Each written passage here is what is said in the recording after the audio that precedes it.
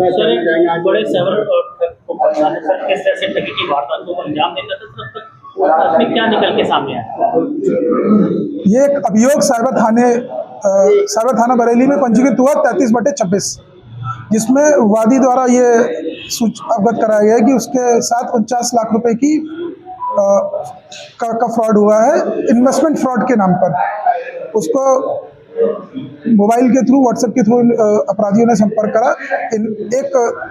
Modus operandi जो इनकी है कि इन्होंने बताया कि एक एल्गो इन्वेस्टमेंट के नाम से इन्होंने एक अपना नया जो है टर्मिनोलॉजी शुरू करी है, जिसमें ये लोग सीधे साधे लोगों को ये प्रलोभन देते हैं कि कंप्यूटर के सॉफ्टवेयर की मदद से एक एल्गोरिथम इन्होंने तैयार करी है जो इन्वेस्टमेंट में ज़्यादा जल्दी रिटर्न देगा अगर किसी भी चीज़ में इन्वेस्टमेंट करते हैं। और उसी के लालच में आके वादी द्वारा ये 49 लाख रुपए का रकम जो है अलग अलग समय में पिछले कई महीनों में इनके कहने पर SMC नाम के एक अकाउंट है जो इनके द्वारा प्रपोज करा गया है। उसके अनुसार इनका कहना है कि वो स्मार्ट मनी कंसेप्ट है। स्मार्ट मनी कंसेप्ट के नाम पे इन्होंने एक फर्म भी बनाई थी SMC के नाम से, और उसी के नाम पर इन्होंने कुछ ऑनलाइन जो है लिंक भी तैयार करे थे ऐप्स के, जिसपे लोगों को इन्वेस्ट करने के लिए ड्यूप करते थे। इसको जब हम लोगों ने FIR पंजीकृत होने के बाद इन्वेस्टिगेट करा तो एक व्यक्ति है सचिन कुमार, जिसको गिरफ्तार करा गया है, जिसके जो इस फर्म का SMC एंटरप्राइज का जो है जो कि देहरादून में बेस्ड थी, उसका जो है प्रोप्राइटर है। और इसी के अकाउंट में पैसे जो है जितने भी इन्वेस्टमेंट के पैसे आते थे वो उस अकाउंट में आते थे। वो फर्दर फिर अपने साथियों की मदद से अलग अलग अकाउंट में और अलग अलग माध्यमों से उनको विड्रॉ कराता था। पूछताछ में क्या निकल के सामने, कैसे इसके दिमाग में आइडिया आया, कौन कौन साथी इसके साथ? इसके कई इसने ये पहले भी जो है अलग अलग तरह के फ्रॉड में इसने बताया कि मैं शामिल रहा हूँ, लेकिन इसके द्वारा जो पूर्व में जो भी आपराधिक घटना करी जा रही थी, वो जिन लोगों के साथ करी जा रही थी वो US में बेस्ड कुछ लोगों को जो है उनके साथ फिशिंग करके उनके साथ अपराध करता था। ये पिछले कुछ महीनों में ये 2 लोगों के संपर्क में आया था,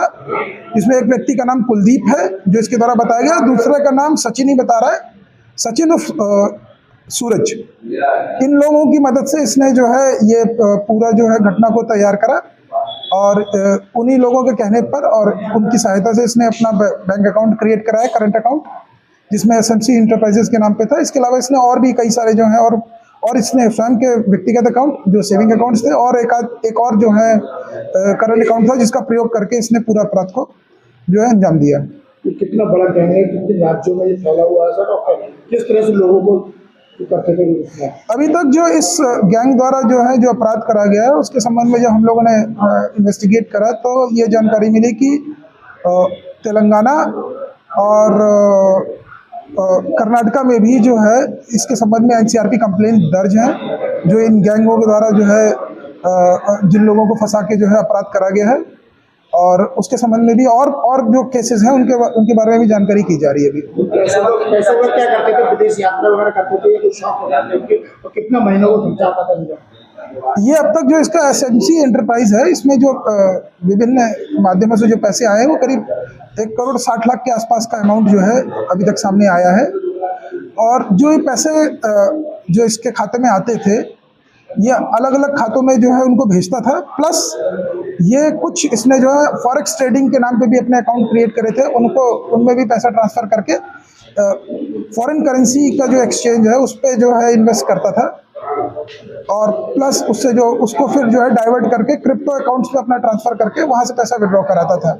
हवाला के माध्यम से। अभी तक जो जानकारी मिली है 2 केसेस हैं जो तेलंगाना और कर्नाटका में जो है NCRP पोर्टल पे रिपोर्टेड है। FIR के संबंध में और जानकारी करी जा रही है पंजीकृत। हाँ, इसका इनिशियली इसका ये कहना है कि मैं शुरू में जो है अपना खुद का जिम जो है इसके द्वारा खोला गया था, और ये खुद ही फिटनेस फ्रीक टाइप का है, अच्छी इसने बॉडी बना रखी है, और लोगों को फिटनेस गाइडेंस के अभी जो है साक्ष्य मिले हैं कि लोगों को देता था। उसी के माध्यम से ये अपनी सोशल जो है जो प्रोफाइल वहाँ पर इसने देहरादून में बनाई हुई थी।